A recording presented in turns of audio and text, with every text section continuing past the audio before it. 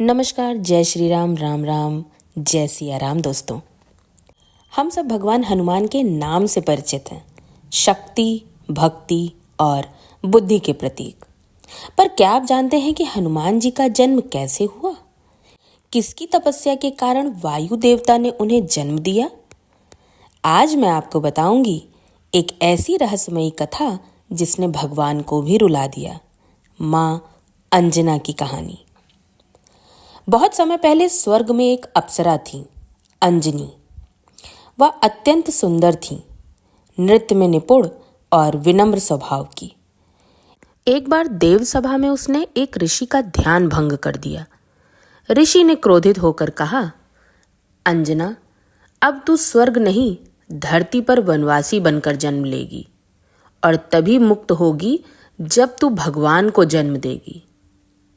अंजना ने हाथ जोड़कर कहा, हे मुनिवर, मैं आपके द्वारा दिया गया हर दंड स्वीकार करती हूँ, पर कृपा कर बताइए मैं मुक्ति कैसे पाऊं?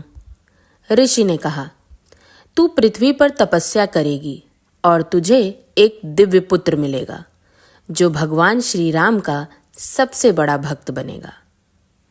अंजना ने धरती पर कपिवंश के राजा केसरी से विवाह किया, लेकिन उसके मन में एक ही इच्छा थी, मैं उस पुत्र को जन्म दूं जो भगवान का परम सेवक बने। वह हर दिन नदी किनारे जाती, ध्यान लगाती और भगवान शिव का नाम जपती।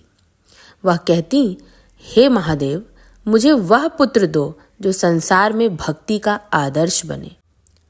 वर्षों तक उसने कठिन तप किया, धूप में खड़ी रहकर, रातों को जागकर, बिना भोजन के उपवास रखकर। देवता तक उसके संकल्प से प्रभावित हुए।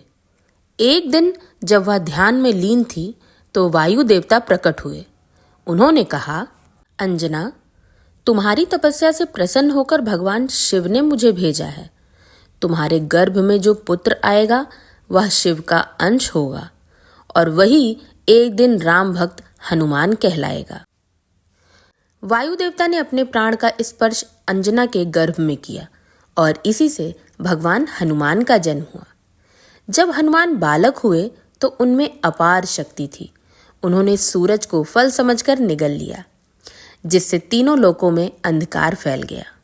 इंद्र ने उन्हें वज्र से मारा। बालक हनुमान बेहोश हो गए। अंजना दौड़ी और रोती हुई बोली, हे देवताओं, अगर एक भक्त मां की तपस्या का कोई अर्थ है तो मेरे पुत्र को जीवन दो। वायु देवता ने क्रोध में सारा वायु प्रवाह रोक दिया। सृष्टि घुटने लगी। तब स्वयं ब्रह्मा, विष्णु और शिव आए और बोले, अंजना, तेरा पुत्र अमर होगा। उसका नाम अमर भक्ति का प्रतीक बनेगा, हनुमान। कुछ वर्ष बाद जब हनुमान बड़े हुए, अंजना ने कहा, बेटा, मुझे अब स्वर्ग लौटना है।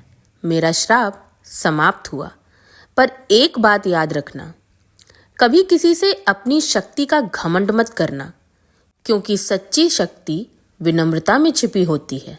हनुमान ने सिर झुका लिया।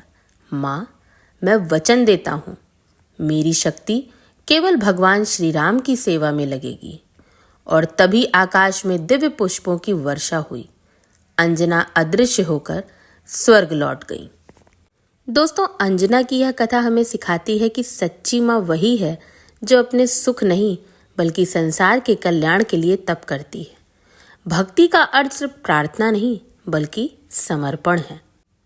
अगर आपको यह कथा पसंद आई हो तो इस वीडियो को लाइक करें, शेयर करें और चैनल को सब्सक्राइब करें।